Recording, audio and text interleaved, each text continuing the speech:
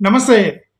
నేను ఒక video upload చేశాను. అప్‌లోడ్ చేసి ఒక మాదిగ కుర్రోడిని చంపేసి వాలీబాల్ సంబంధించిన కోర్టు, వాలీబాల్ నెట్ ఉండేది కదా! నెట్ మెడకి ఏసి అక్కడ వదిలేసిపోయారు అర్ధరాత్రి. అది గుంటూరు తెనాలి దగ్గర కంచర్లపాలెం అనేటువంటి గ్రామంలో ఇది జరిగిందని ఒక మాదిగ కుటుంబం వాళ్ళని నేను లైన్‌లో తీసుకొని మాట్లాడాను. వాళ్ళు క్లియర్‌గా చెప్తుంది ఏంటంటే, వైర్ మార్కులు అక్కడ నెట్‌తో బిగిస్తే వైర్ మార్కులు కాదు.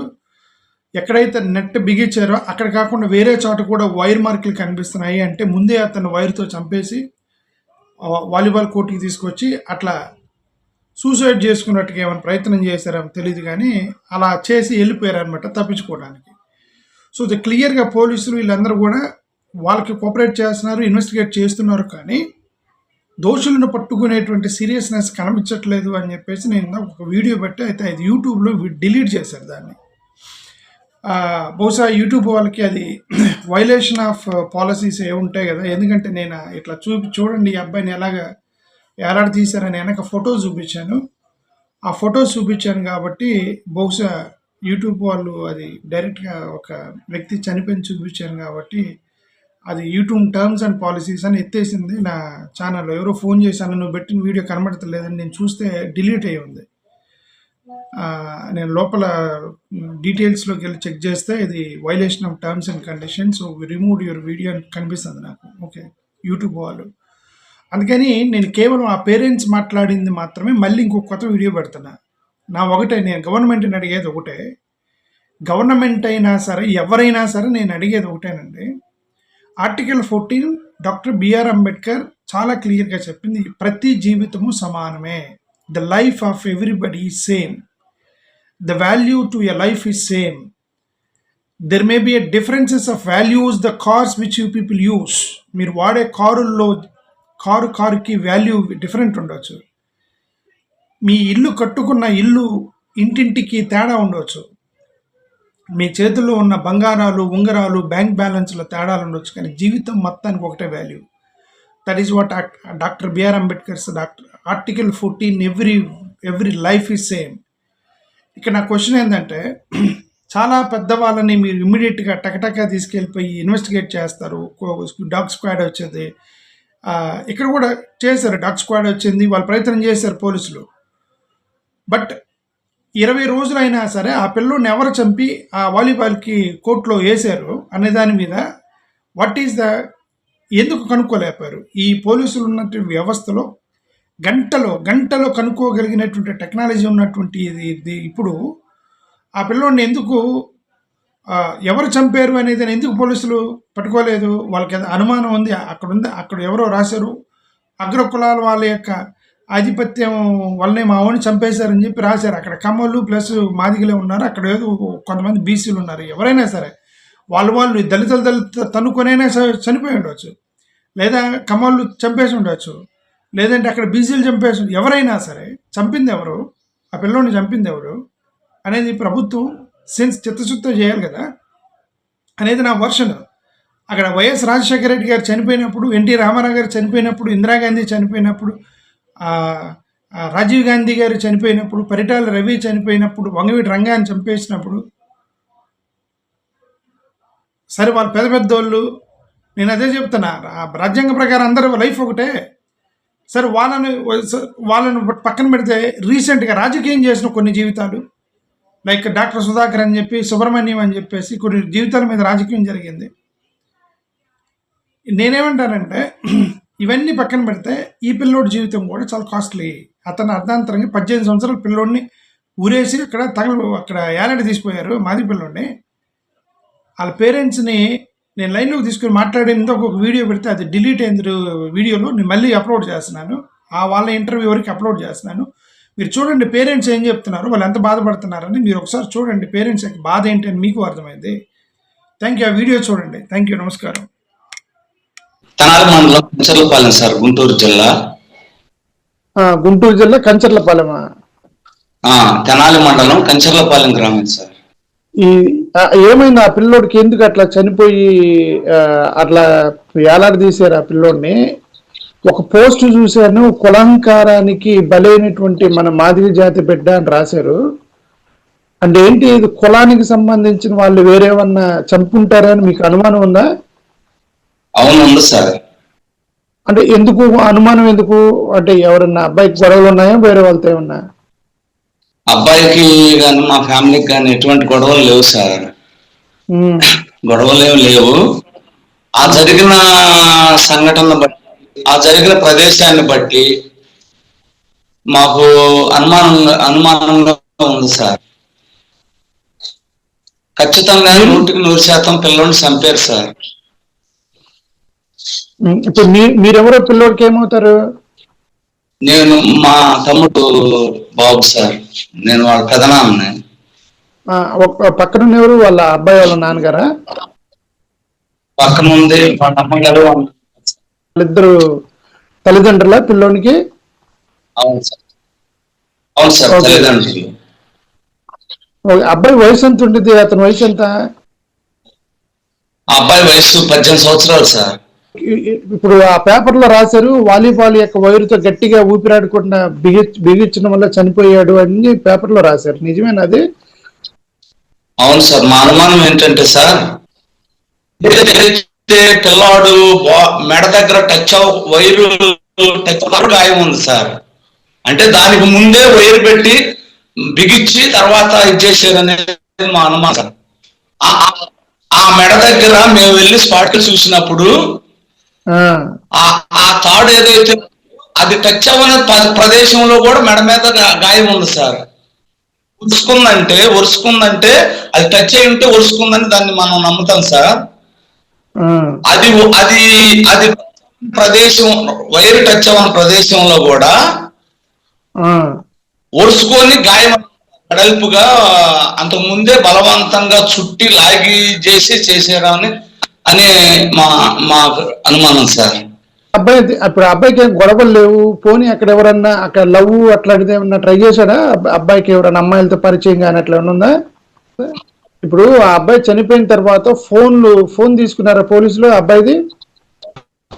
మరదలు కానీ ఏది చదువుకోలేదు, వీళ్ళేమో నిరక్షరాస్యులు.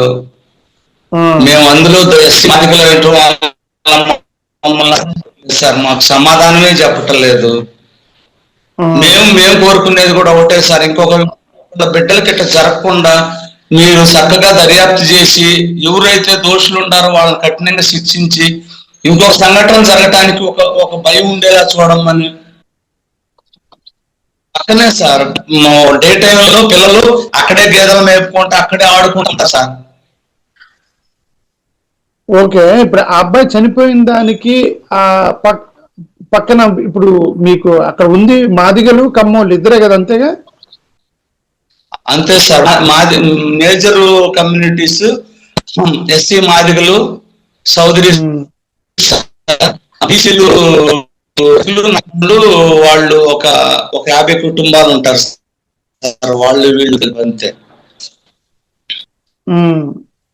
అంటే ఇప్పుడు సరే, ఎవరి దగ్గర ఆధారాలు లేవు, ఎవరు చంపారో మీకు తెలీదు, పోలీసులు మీకేం చెప్పలేదు, మనకి తెలియదు. బట్ సోషల్ మీడియాలో ఒక మాది పిల్లని చంపేశారు, కులహంకారము అది ఇది అని తిరుగుతుంటే నేను మిమ్మల్ని యాక్చువల్గా లైన్లో తీసుకొని మాట్లాడుతున్నా. ఈ ఎస్సీ పిల్లలు వీళ్ళే కొట్టుకొని వీళ్ళే చంపేసి ఉండే అవకాశం కూడా ఉందిగా. మీరు వాళ్ళ అగ్ర కులాలు కాకుండా ఇప్పుడు ఎస్సీ పిల్లలు వీళ్ళే ఫ్రెండ్స్, వీళ్ళు తనుకొని అతను చంపేసి అట్లా చేసే అవకాశం కూడా ఉంది కదా. ఈ ఎస్సీ పిల్లలు వీళ్ళే కొట్టుకొని వీళ్ళే చంపేసి ఉండే అవకాశం కూడా ఉందిగా. మీరు వాళ్ళ అగ్ర కులాలు కాకుండా ఇప్పుడు ఎస్సీ పిల్లలు వీళ్ళే ఫ్రెండ్స్, వీళ్ళు తనుకొని అతను చంపేసి అట్లా చేసే అవకాశం కూడా ఉంది కదా.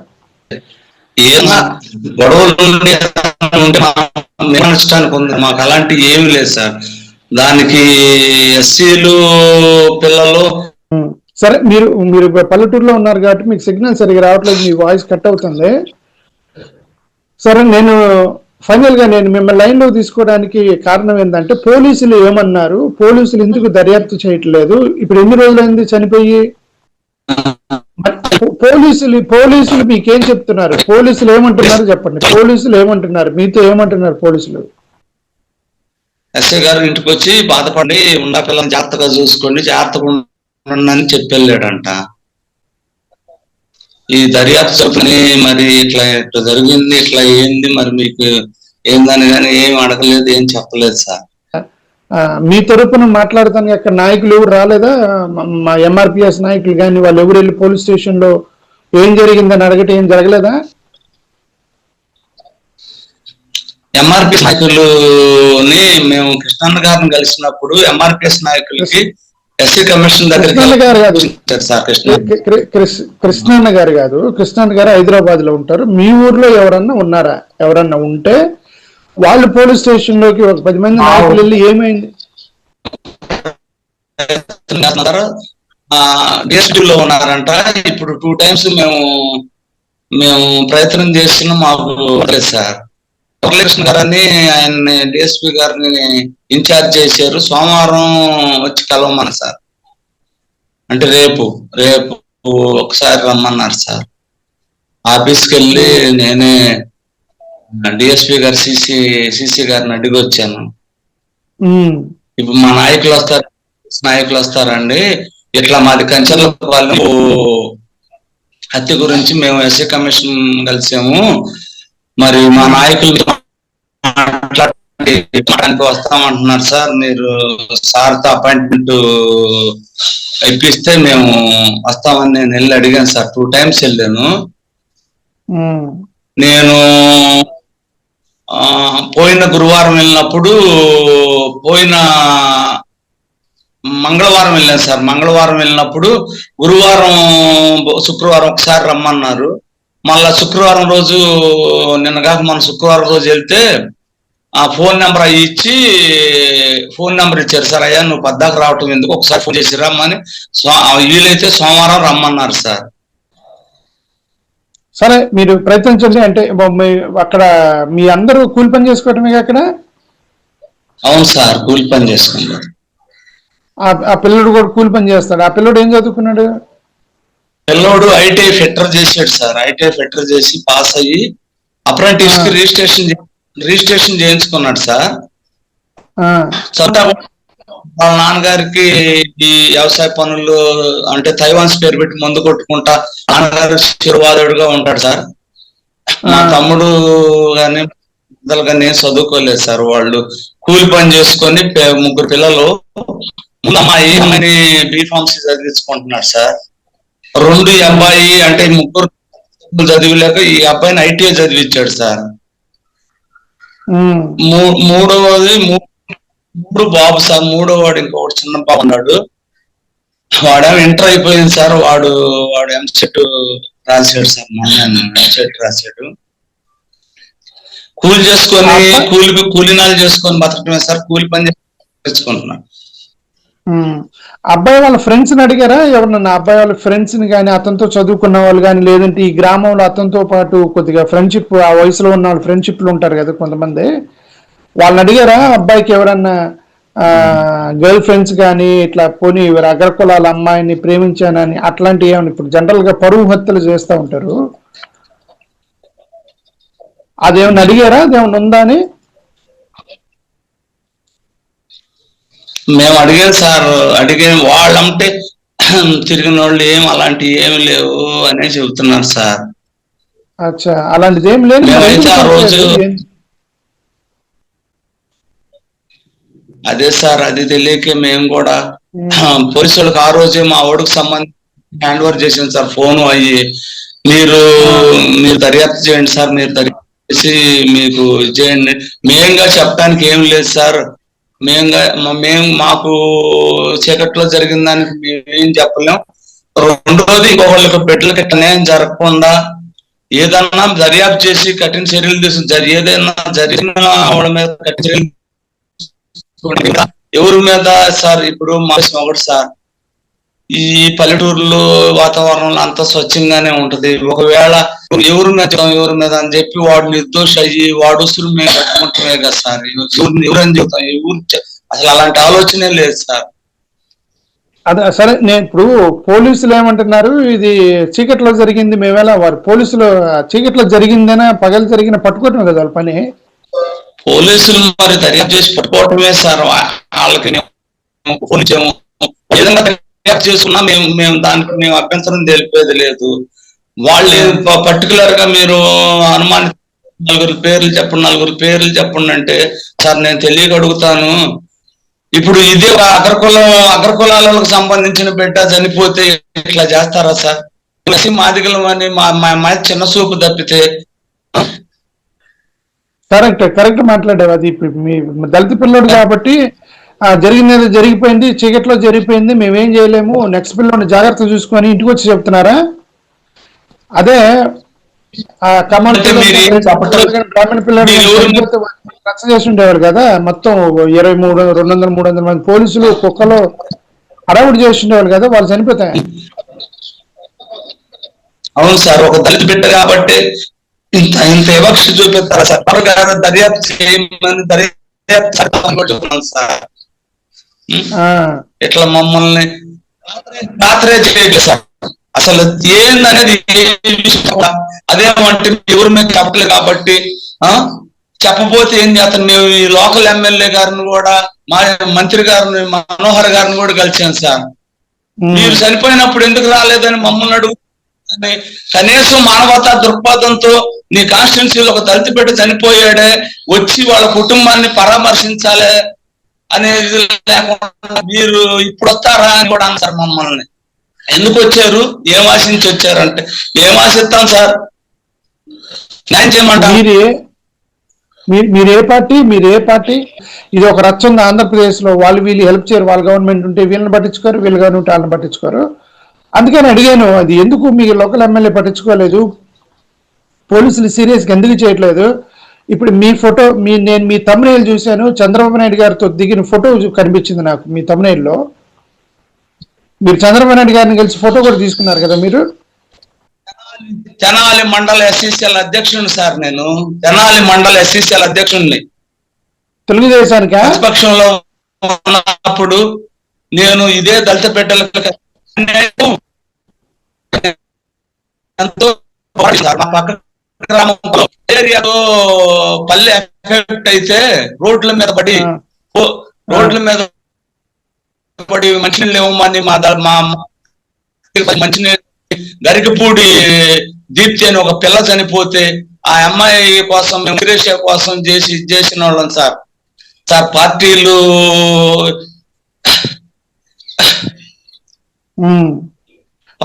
ఎందుకంటే మీరు తెలుగుదేశం తెనాలి జిల్లా ఎస్సీసీఎల్ అధ్యక్షుడు, మీకే అన్యాయం జరిగితే మరి మీకే పని చేయకపోతే మరి ఎవరో చేస్తారు పోలీసులు? మరి అపోజిషన్ వాళ్ళు అంటే సరైన రాజకీయ గొడవలు ఇవన్నీ ఉంటాయి. ఇది తెలుగుదేశం గవర్నమెంట్ అన్యాయం అయితే జరిగింది. ఇది గవర్నమెంట్ ఎందుకు సైలెంట్గా ఉంది? నాకు ఇప్పుడు 15 రోజులు అయింది, నాకు ఎవరో ఫోన్ చేసి చెప్పారు, నాకు ఇది పంపించారన్నా, ఇది 15 రోజులు అయింది, అసలు వీళ్ళు తిరుగుతున్నారు, వీళ్ళకి కనీసం వాళ్ళు పట్టించుకోవట్లేదు అంటే మీరు మాట్లాడండి అని నాకు ఒక బ్రదర్ అది వాట్సాప్ లో పంపించాడు. నేను చేసుకున్నాడు, మంగళవారం చంపేసింది సార్. రోజు చేసుకున్నాడు, మంగళవారానికి అయిపోయాడు సార్, చంపేశారు సార్. ఆంధ్రప్రదేశ్ లో దళితుల పరిస్థితి ఎట్లా ఉంది సార్, ఎట్లా ఉంది?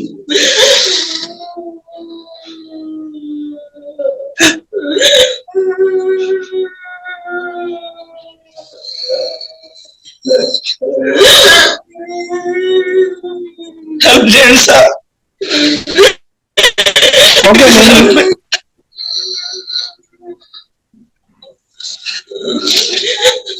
పెద్దలు మీలాంటి ప్రొఫెసర్లు సార్, దీని మీద మీరు కూడా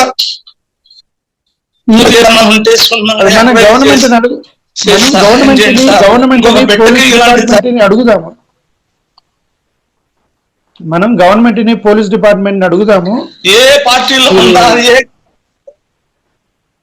అట్లాగే.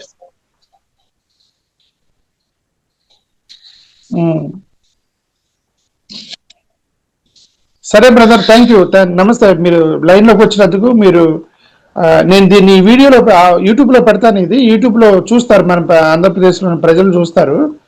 గవర్నమెంట్కి కూడా పంపించడానికి ట్రై చేస్తాము. దీన్ని చంద్రబాబు నాయుడు గారికి కానీ, లోకేష్ గారికి కానీ, హోమ్ మినిస్టర్ కానీ పంపించడానికి ట్రై చేస్తాము. ఈ వీడియోని చూద్దాం వాళ్ళు ఏం చేస్తారనేది. మీరైతే అక్కడ లోకల్ దళిత నాయకుల సహాయం తీసుకోండి. ఎంఆర్పిఎస్ అనే కాదు, దళిత నాయకులు ఉంటారు ఇక్కడ. ఇప్పుడు ఈ మాలా మాదిగ అని తేడా లేకుండా అక్కడ ఎవరు దళిత నాయకులు ఉన్న వాళ్ళు హెల్ప్ తీసుకోండి. దళిత సంఘాల్లోకి మళ్ళీ మాలా అలాగే మాదిగని సార్. తీసుకురాకుండా, మాలా మాదిగని తీసుకురాకుండా దళిత సంఘాల్లోకి ఎవరు హెల్ప్ చేసేది ఎస్సీ నాయకుడన్నా వాళ్ళు హెల్ప్ తీసుకొని మీరు వెళ్ళండి అక్కడికి. అవి వెళ్ళి పోలీస్ స్టేషన్లో మీరు సిన్సియర్గా ఇన్వెస్టిగేట్ చేయండి. ఎందుకు చనిపోయాడు ఆ పిల్లోడు అని చెప్పి చెప్పండి అని మీరు గట్టిగా అడగండి. నేను ఈ వీడియో ద్వారా నేను పోలీసుని, గవర్నమెంట్ని కూడా అడుగుతాను మీకు, మీ తరపున.